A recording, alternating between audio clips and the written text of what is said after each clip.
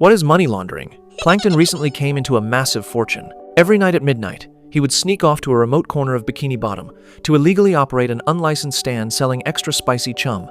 And because he had zero overhead and paid no regulatory fees, he racked up a basement full of cash over a few short months. However, staring at the mountain of money, Plankton could only go on living a meager existence, completely terrified to spend a single dime.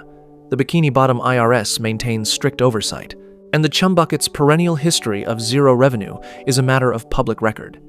If he were to suddenly pull out a massive sum of money today to buy a luxury sports boat, he would face an immediate investigation.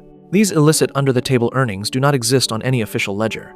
Depositing them directly into the bank or using them for high-ticket purchases would instantly trigger a systemic red flag. So, how do you make this money clean enough to see the light of day? Instead of buying a sports boat, Plankton took a small portion of the cash to give the chum bucket a fresh coat of paint, install high-end chandeliers, and rebrand the chum on his menu into an exorbitantly priced luxury combo meal.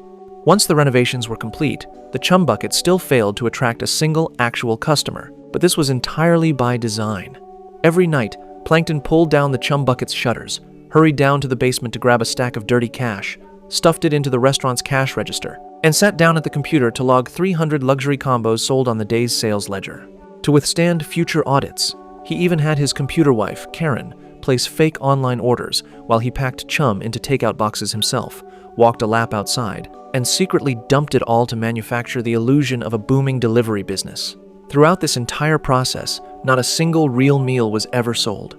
Plankton was simply transferring cash from his basement into the chum bucket's register while fabricating a paper trail of phantom transactions on the computer. A month later, Plankton walked right into the Bank of Bikini Bottom, confidently holding the box of cash. Employees from the Great White Shark Bank and the IRS pulled up the chum bucket's back-end ledgers, took a look at the transaction history, and nodded in approval. It turned out business at the chum bucket had been booming this month, with tens of thousands of high-priced combo meals sold. Plankton was highly cooperative, naturally taking the money to pay the steep business taxes according to the rules. Once those taxes were paid, something magical happened.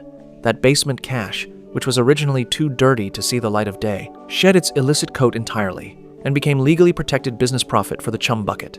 Armed with this officially stamped, clean money, Plankton swaggered into a real estate office and paid full cash for a luxurious mansion with a swimming pool. This time, no one would ever question where the money originally came from.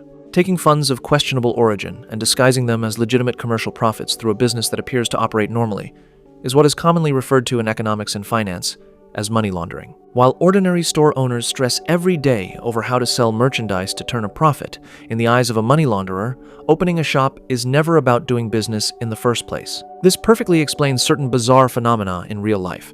High-end private clubs in bustling downtown areas that remain perennially deserted, antique shops that no one ever visits, or box office flops that claim tens of millions in investment despite having no audience. They do not care about having real customers, nor do they care how financially disastrous the shop's daily operations look on the surface. To them, the shop is merely a bookkeeping machine.